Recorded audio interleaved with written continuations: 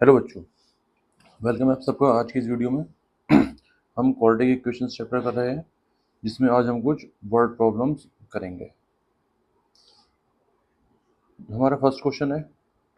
Question को ध्यान से पढ़ा करिए, क्या लिखा है, और उसकी जो है अगर हो सके तो उसकी फिगर ज़रूर बनाया करिए, क्योंकि जब आप फिगर बनाएंगे ना तो आपका जो क्वेश्चन और अच्छे तरीके से आपको समझ में आ जाएगा, और ये भी पता लग जाएगा कि आपको दे क्या रखा और आपको निकालना क्या है। Find the altitude of a right triangle, sorry, the altitude of a right triangle is 7 centimetre less than it's base. तो सबसे पहले तो हम एक ट्रायंगल बना लेना, राइट एंगल ट्रायंगल।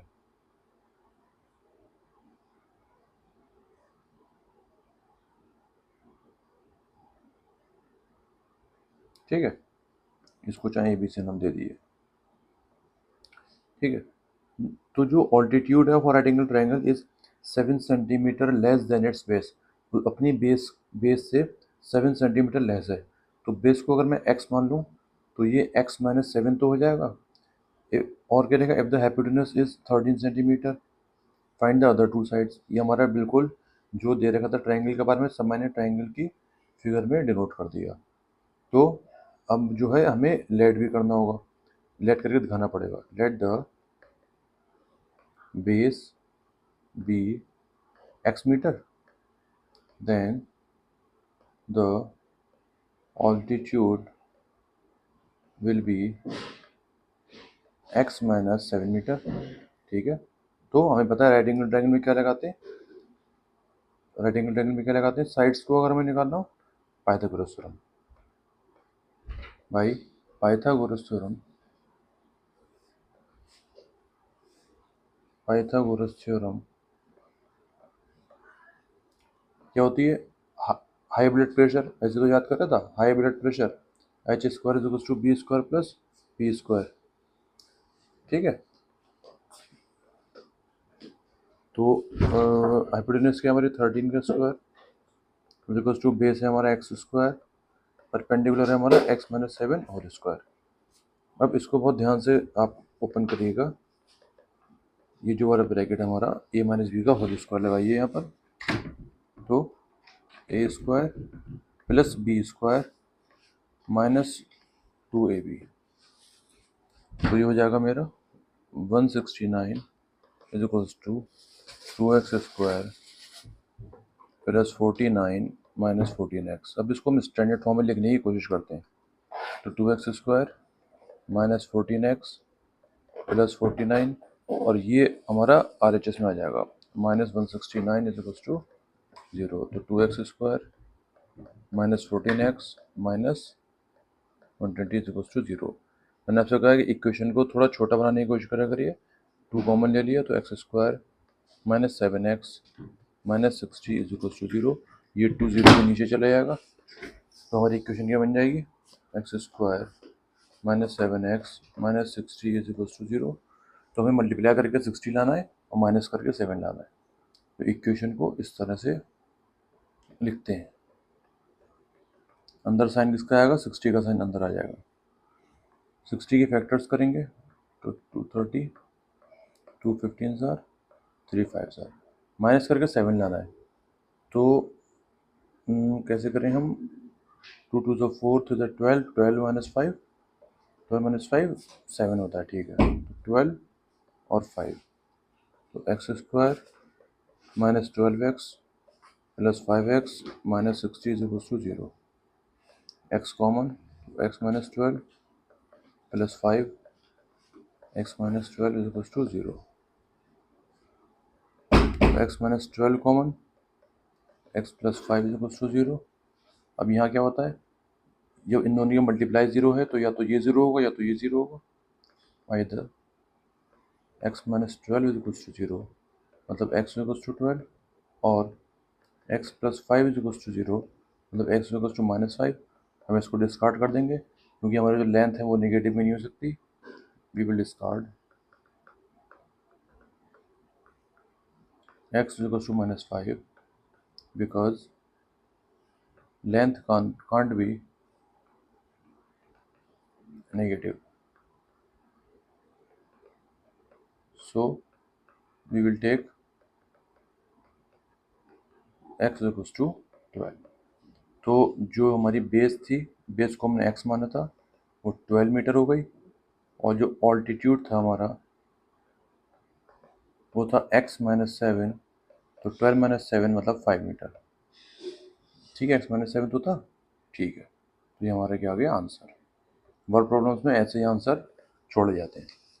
ठीक है, चलिए नेक्स्ट क्वेश्चन देखें। A cottage industry produces a certain number of pottery articles in a day. ठीक है, कॉटेज इंडस्ट्री छोटी मोटी इंडस्ट्री है, वो मिट्टी के जो है आर्टिकल्स बनाती है। It was observe on a particular day, किसी दिन देखा गया, that the cost of production of each article, जो हर एक आर्टिकल की जो कॉस्ट ऑफ प्रोडक्शन है, बनाने की जो लागत है, was 3 more than twice the number of articles produced on that day. मतलब जितने आर्टिकल्स बनाए जा रहे हैं उनका अगर दुगना करें और उसमें 3 प्लस कर दें तो कॉस्ट ऑफ प्रोडक्शन निकल के आ रही है। तो सबसे पहले हम देखिए क्या लेट करेंगे। देखिए एक्स उसको लेट करा करिए कि जिससे कंपेयर करा जाता है। जो कॉस्ट ऑफ प्रोडक्शन है वो नंबर ऑफ आर्टिकल्स उस दिन कितने बने उनसे कंपेयर किया गया। तो इसको आप एक्स लेट करा करिए, जैसे नंबर ऑफ आर्टिकल्स को एक्स लेट कर लूँगा। Let the number of articles produced on that day, कितने एक्स मान लूँगा, एक्स आर्टिकल्स मान लूँ, तो then the cost of production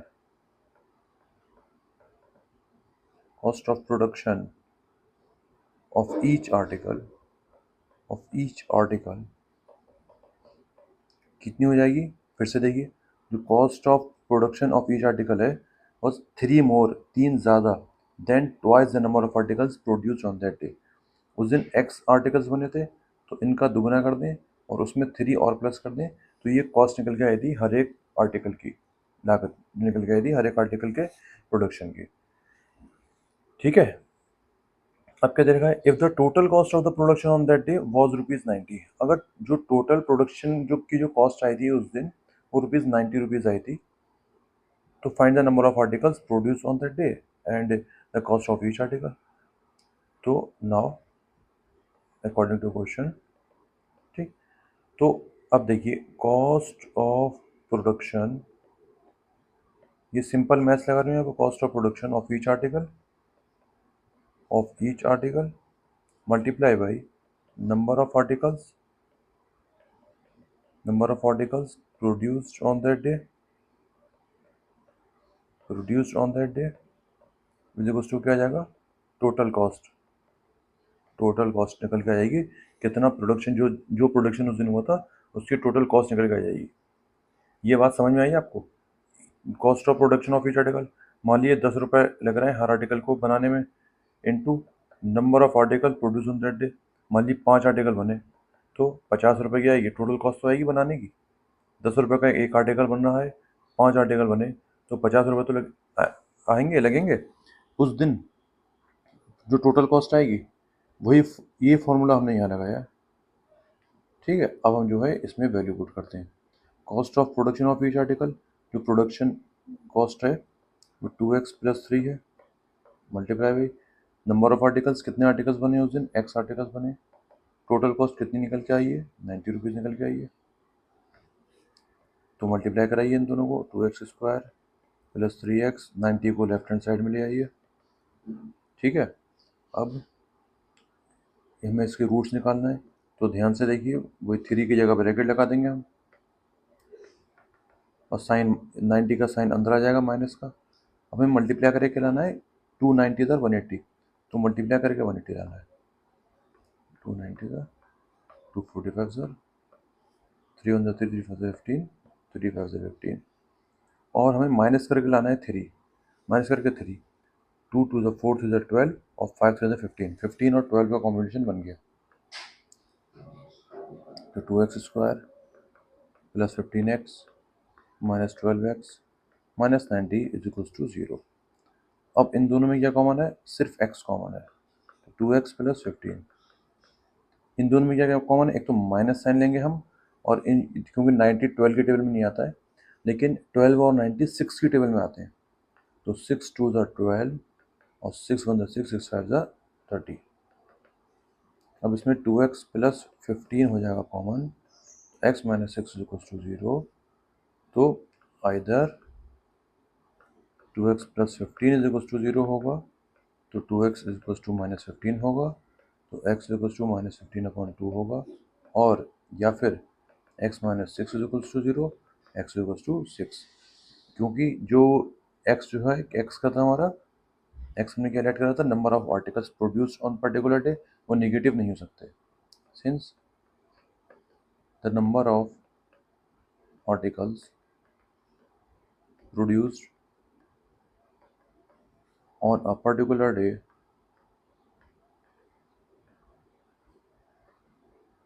can't be negative,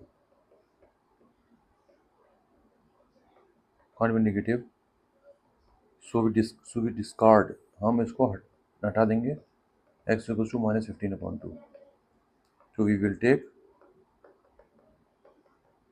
x equals to 6। तो x हमारा था क्या कैलकुलेट करता, देखिए हम number of articles produce on that day, तो हमारा जो है number of articles produced on that day,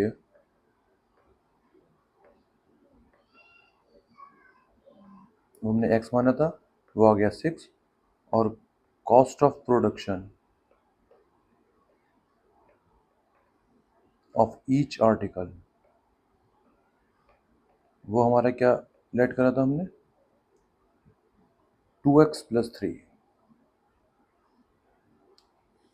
2x plus 3, x की वैल्यू पुट कर दी, 2 इंटू 6 प्लस 3, 12 प्लस 3 मतलब 15, ये रुपीज़ 15 लिख देंगे हम इस पर से करके, और ये हमारा क्या हो जाएगा आंसर।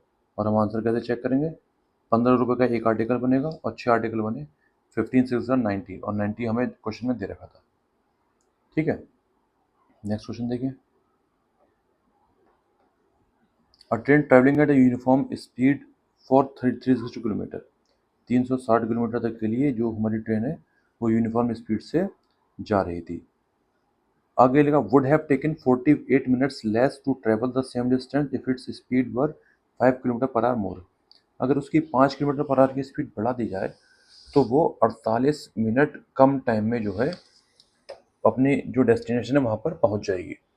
तो ट्रेन वाला क्वेश्चन जब भी ऐसा आ जाए तो सबसे पहले आप इनिशियल कंडीशंस को आप लेट करेंगे, लेट द ओरिजिनल, अच्छा इन्होंने पूछा भी original, let the original speed of the train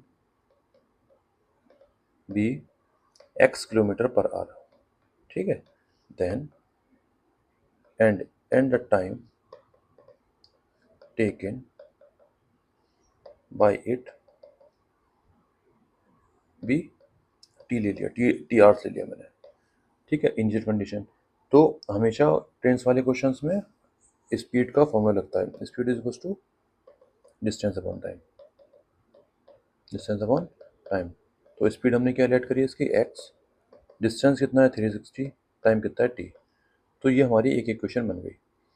अब हमारा सेकंड केस क्या है, नाउ अब देखिए ये क्या कह रहे हैं, ये कह रहे हैं कि अगर उसकी स्पीड 5 किलोमीटर बढ़ा दी, स्पीड क्या करी 5 किलोमीटर पर आवर बढ़ा दी, डिस्टेंस तो सेम रहेगा दोनों केसेस में, ठीक है, तो टाइम कितना लगेगा 48 मिनट्स लेस, 48 मिनट्स लेस। तो अब एक बात याद रखिएगा आप इन क्वेश्चंस में, यूनिट्स का बहुत ध्यान रखिएगा।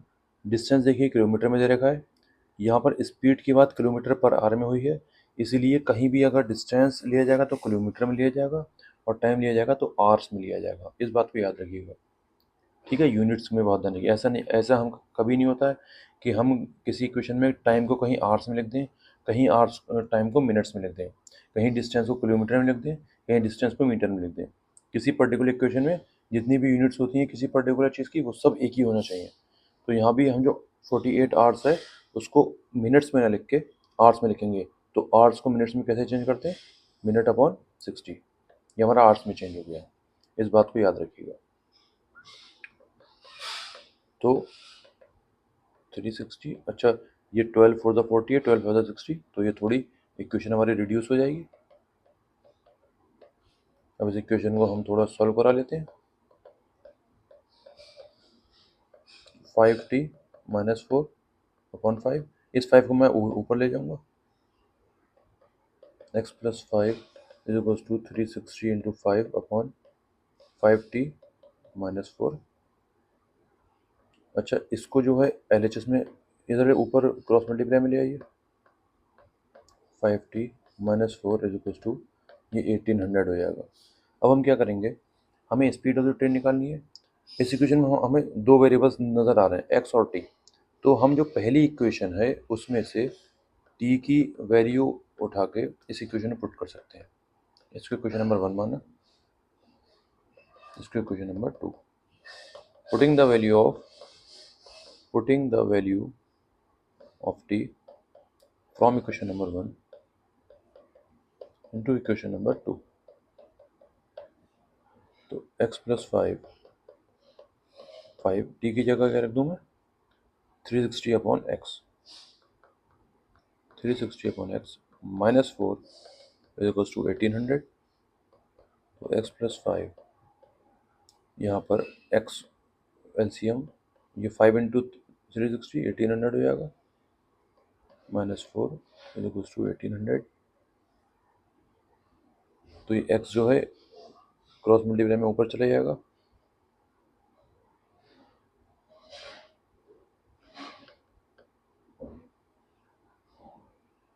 यहाँ पर यह गलती मैंने कर दी, x तो यहाँ पर अकेला इसके साथ था, अब तो यहाँ पर एलसीएम लेने के बाद यहाँ पर x आ जाएगा।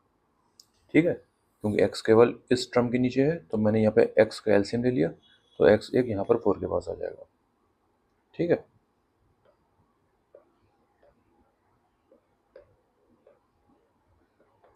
Eighteen hundred minus 4x is equals to 1800x। अब इन दोनों ब्रैकेट्स से मल्टीप्लाई कराइए, पहले x की इससे 1800x हो जाएगा, फिर इस x की इससे विद साइन माइनस का 4x²। अब इस 5 की इससे कराएंगे तो 18 5 90,000। अब इस 5 की इससे minus 20x is equals to 1800x। ये कैंसिल आउट हो जाएगा, बचेगा minus 4x² minus 20x plus 9000 is equals to 0।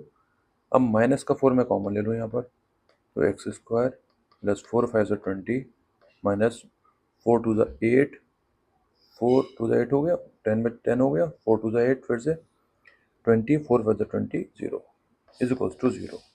तो x² plus 5x minus 2250 is equals to 0। अब हमें इसके रूट्स निकालना है, तो x², 5 की जगह ब्रैकेट, साइन अंदर माइनस का, इसका साइन माइनस का अंदर आ जाएगा। अब 2250 के हम फैक्टर्स करेंगे, 2 2 अंदर 2 2 अंदर 2 2 टू द 4 2 5 10। ये क्या 3 से हो जाएगा, 5 8 हो जाएगा, 3 3 9 22, 3 7 21, 3 5 से 15। ये भी 3 से हो जाएगा, 3 अंदर 3 3 2 से 3 5 से 15। ये 5 से होगा, 5 2 से 10, 5 5 से 25। ये 5 से 5 5 से 25, 5 अंदर 5। अब हमें ऐसा पेयर लेना, तो माइनस करेंगे हमारा 5 आए, तो 2 3 6 3 18, 2 3 6 3 18, 18 यहाँ पर आया, 5 5 25। अगर मल्टीप्लाई कराएंगे इससे तो बहुत ज़्यादा ऊपर पहुँच जाएंगे हम। तो 5 5 25, 25 2 50, 5 3 15, 15 5 45। तो 50 और 45 का पेयर बन गया हमारा, x² plus 50x minus 45x minus 2250 is equals to 0। x common, x plus 50 minus, ये देखिए 45 के टेबल में आ जाएगा, 45 कॉमन, x प्लस 45 45 5 225 होता है इज इक्वल्स टू 0। तो x plus 50 common, x minus 45 is equals to 0। तो either x plus 50 is equals to 0 और x minus 45 is equals to 0। तो यहाँ से x इक्वल्स टू माइनस 50, यहाँ से x इक्वल्स टू 45। x मेरा क्या था, x हमारा था स्पीड ऑफ द ट्रेन, तो speed of the train negative नहीं हो सकती। So since the speed of the train can't be negative. So we discard x equals to minus 50 and we will take x equals to 45. तो original speed of the train हमने x set करा था, तो वो निकल के आई 45 kilometre per hour. ठीक है, एक बात याद रखिएगा, मैंने जो है आप जो इक्वेशन नंबर फर्स्ट है, यहाँ से आप ये भी सोच सकते थे कि यहाँ से अगर मैं x की वैल्यू उठा के इस इक्वेशन में पुट कर देता तो भी काम चल जाता। तो जो है ना, तो t की फॉर्म में इक्वेशन बनती और t था टाइम। मुझे टाइम नहीं निकालना था, मुझे x निकालना था, इसीलिए मैंने टाइम को अपनी इक्वेशन से सब्सटीट्यूट कर दिया। सब्सटीट्यूशन मेथड लगा मैंने यहाँ पर, हटा दिया और x को मैंने ला दिया अपनी इक्वेशन में, क्योंकि x की वैल्यू मुझे निकालना थी। जिसकी वैल्यू निकालना हो ना, उसे अपनी इक्वेशन में जिंदा रखा करिए, और जो जिसकी वैल्यू नहीं निकालना होती है, जो इतना ज़रूरी नहीं होता है, तो उसकी जो है वैल्यू सब्सटीट्यूट कर दिया करिए। ठीक है, इन क्वेश्चंस को अपने हाथ से ज़रूर कर लीजिएगा, एक बार नहीं चाहे 5 बार करें, लेकिन खुद मतलब रटना नहीं, रटना बिल्कुल नहीं है, मतलब मेथड को देखिए, मेथड कैसे सॉल्व करा है मैंने। ठीक है, तो जो है प्रैक्टिस करिए खूब इन क्वेश्चन की, ज़्यादातर वर्ड प्रॉब्लम्स की। ठीक है, चलिए, बेस्ट ऑफ लक फॉर